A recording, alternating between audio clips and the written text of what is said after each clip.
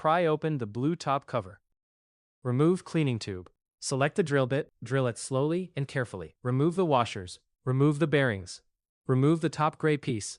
Inspect the cable layout. Remove the 2 spools and slide out the cables.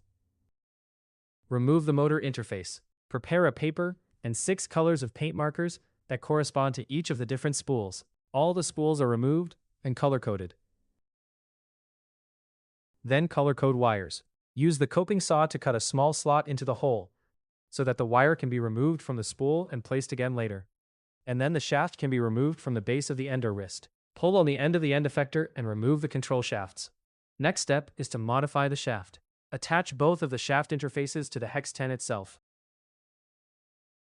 To install the 158mm HEX10 at the distance 5mm from the end of the shaft, we need to mark 2 points at 5mm and 208mm from the end. The 2 tabs on the horizontal jig line up with the fixture, thus fixing the shaft in place so that each coordinate system is aligned with the table. Move the cutting jig and align the 5mm mark on the shaft with the slot. Use the coping saw to cut at the marked point. Push the end effector side piece of the shaft into the cutting jig. Then cut at the other marked point. Install the base side slot cutting jig on the end of the newly cut shaft. Make sure to align with the correct groove. Then cut the slot. Check the fitment of the slot with the HEX10 interface. Use the end effector slot cutting jig to cut the slot for the forward section. The front section of the shaft is firmly fixed to the front of the HEX10 sensor. Now begin the reconstruction phase of the project. Attach the wires to the cleaning tube with masking tape to feed them through the HEX10 sensor easily.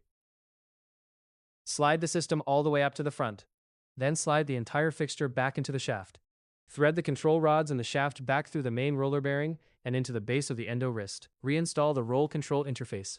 Install the various spool shafts and the rotation lock fixture.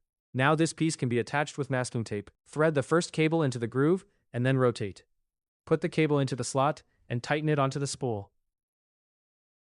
Repeat the process for the second wire.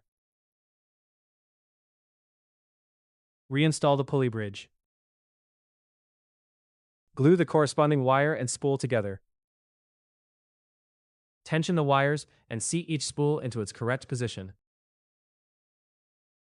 Next step is to calibrate the force and position of the end effector by using the Force Torque Explorer software. Adjust the counter tension in the cables until the end effector is in a proper 0 position. Maximize the available range of the HEX10 sensor by keeping the pre-tension as far below 25 newtons in either direction as possible.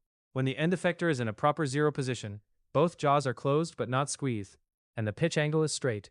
As before, the roll angle is zeroed correctly. Reinstall the top gray piece and replace the bearings.